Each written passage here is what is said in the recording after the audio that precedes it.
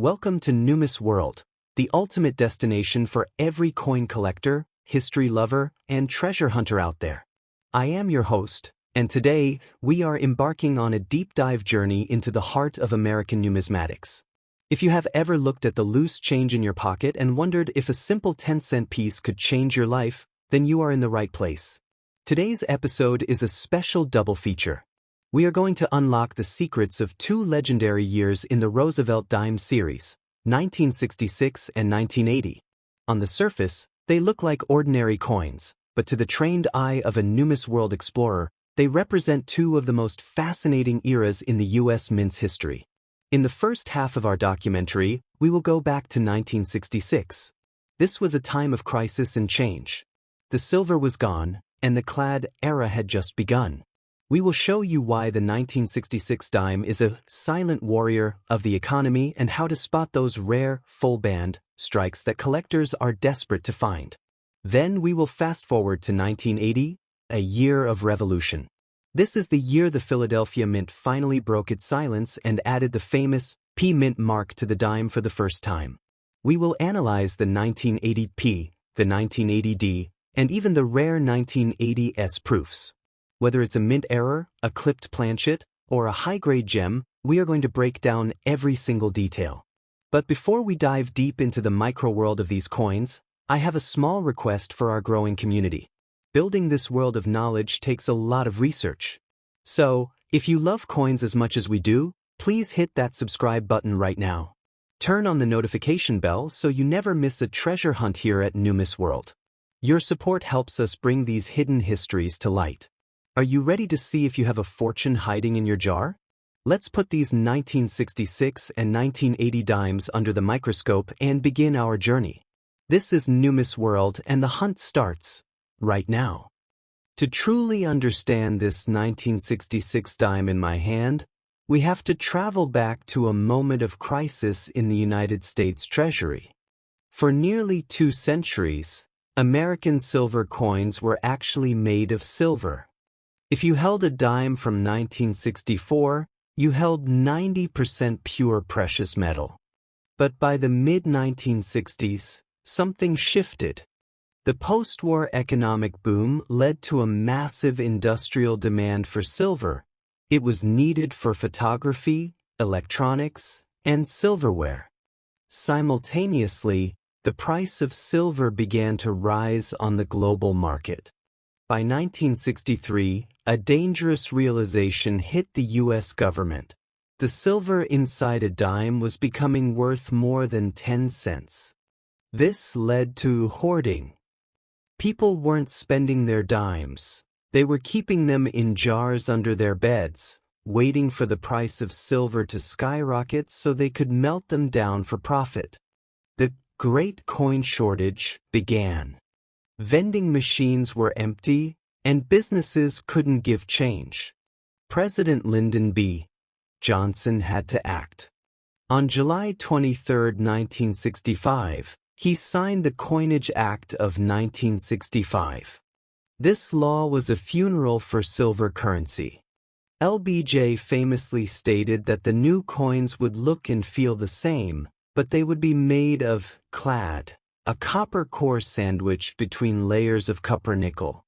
This 1966 dime is one of the very first soldiers of that new era. It represents the moment the U.S. moved from intrinsic value, money worth its weight in metal, to fiat representative value. We examine the 1966 issue specifically because it was the first full year of mass production for this new technology. The mints worked 24/7, even on weekends, to flood the market with these clad dimes to break the back of the silver hoarders.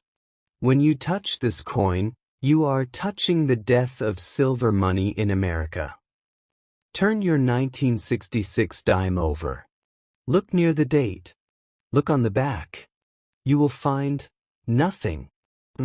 For San Francisco. To a modern collector, this is a mystery, but in 1966, it was a deliberate act of psychological warfare by the U.S. Mint. During the silver crisis we just discussed, the mint director, Eva Adams, blamed coin collectors, numismatists, for the shortage. She believed that if a coin had a mint mark, collectors would try to find every variety, taking coins out of circulation. To stop this, the government stripped all coins of their identity from 1965 to 1967. This 1966 dime is anonymous. It could have been born in the high-speed presses of Philadelphia, or it could have come from the mile-high city of Denver. This creates a massive challenge for us today. Since there are no mint marks, how do we know which mint produced the best quality? We have to look at the strike. Philadelphia strikes in 1966 were often mushy because the dies were used far past their life expectancy to meet the high demand. Denver strikes usually remained a bit sharper. By removing the mint mark, the government tried to make money boring, so people would just spend it. But for us, it did the opposite. It created a 3-year window of mystery. In this segment, we will compare the microscopic differences in the 1966 no mint mark strikes to try and guess where this specific coin was born. Let's focus our lens on the face of the coin, Franklin Delano Roosevelt. This portrait wasn't just a random choice. It was deeply personal for the American public. Roosevelt died in April 1945, and by 1946, he was already on the dime. Why the dime? Because of his battle with polio. He founded the National Foundation for Infantile Paralysis, which we now know as the March of Dimes. Look at the details on this 1966 specimen. The engraver was John R. Sinek. His initials JS are at the base of the neck. In 1946, there was a bizarre Red Scare conspiracy theory that JS stood for Joseph Stalin. The mint had to officially clarify that it was Sinek's signature. On this 1966 coin, notice the truncation of the neck, the way it fades into the field of the coin.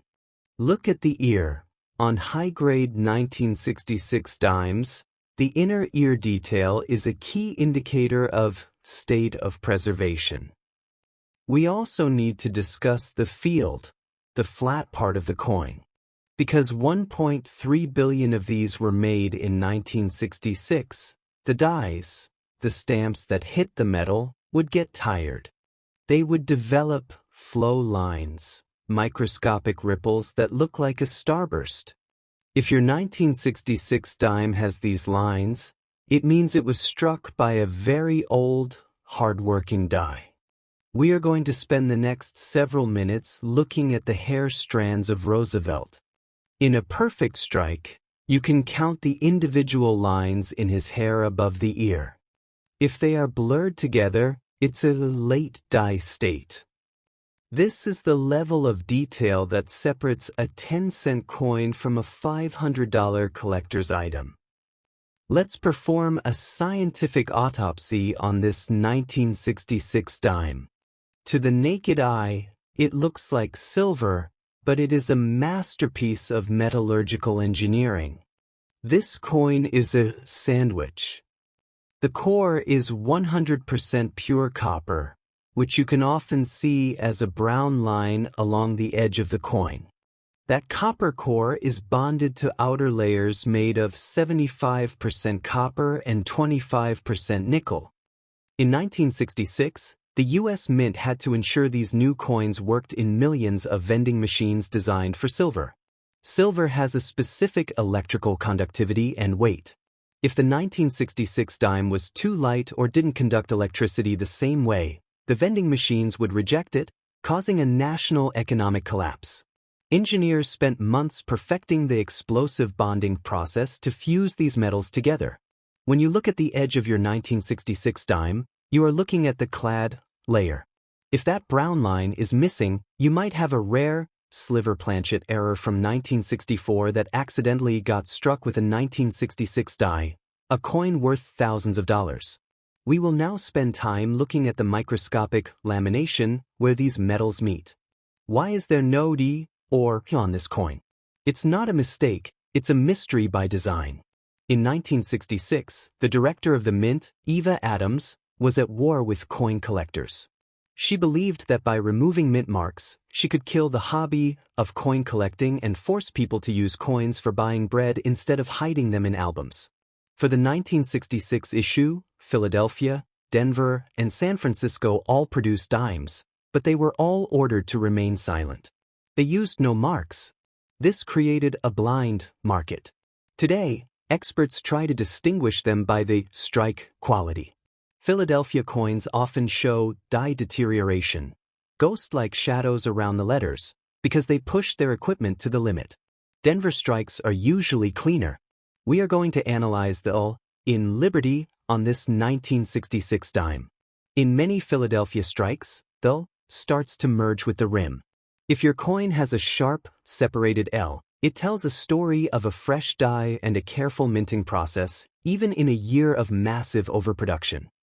Now, let's talk about the holy grail for the 1966 Roosevelt Dime, the double die obverse, DDO. Because the mint was rushing to produce 1.3 billion dimes, mistakes happened. A double die occurs when the hub strikes the die twice at slightly different angles. When inspecting your 1966 dime, look at the word trust and the date 1966. If you see a slight shelving or a second set of serifs on the numbers, you aren't seeing double, you found a rarity. Collectors pay a massive premium for these. We will also look for die cracks, tiny raised lines of metal that look like lightning bolts across Roosevelt's face. These occur when the steel die literally breaks under the pressure of striking thousands of coins per hour. Every crack is a fingerprint of the machine's exhaustion in 1966. We'll zoom in 50x to show you exactly where these cracks usually form near the eye and the back of the head. Flip the coin over. The reverse of the 1966 dime is a forest of symbolism. In the center is a Liberty torch, flanked by an olive branch on the left and an oak branch on the right. In 1966, amidst the Cold War and the Vietnam conflict, these symbols were not accidental. The olive branch represents the American desire for peace, while the oak represents strength and independence. The torch is the light of liberty. But for collectors, the focus is on the horizontal bands holding the torch. There are two sets of bands at the top and bottom. On a 1966 dime, these are almost always blurred or mushy because of the high-speed minting. If you find a 1966 dime where those bands are perfectly separated and sharp, it is designated as full bands, FB. A full band 1966 dime is incredibly rare because most were struck with worn-out dies. We are going to spend the next segment comparing a flat torch to a full band torch so you can check your own pocket change for a hidden fortune. What could this 10-cent coin buy when it was minted? In 1966, the average cost of a gallon of gas was 32 cents. This dime was nearly 1/3 of a gallon of fuel. A loaf of bread was 22 cents. You could walk into a shop with 3 of these 1966 dimes and walk out with lunch. Comparing the purchasing power of this 1966 dime to a 2026 dime is a lesson in inflation. While the coin looks the same, its soul, its value, has shrunk. However, for a collector, the value has grown. We will look at the Consumer Price Index of 1966 and discuss why people were so angry about the switch from silver. They felt the government was giving them fake money. This coin is a physical record of the moment American trust in currency shifted from the metal itself to the promise of the government. We will examine historical newspaper clippings from 1966 showing the public's reaction to these sandwich coins. When it comes to the market value of a 1966 Roosevelt dime, it is important to distinguish between a common circulation coin and a collector's gem. Since over 1.3 billion of these were minted, a typical 1966 dime found in pocket change is generally worth its face value of 10 cents. However, the value skyrockets for coins in uncirculated or mint state condition. A 1966 dime graded MS-65 can fetch between $10 to $20, but if you possess a rare specimen with full bands, FB, where the horizontal lines on the reverse torch are perfectly separated, the price can jump to $500 or even $1,000 plus at professional auctions. The current record for a high-grade 1966 dime stands at over $2,800, proving that while most are just pocket change, the right error, or perfect strike, can be a hidden treasure in your collection.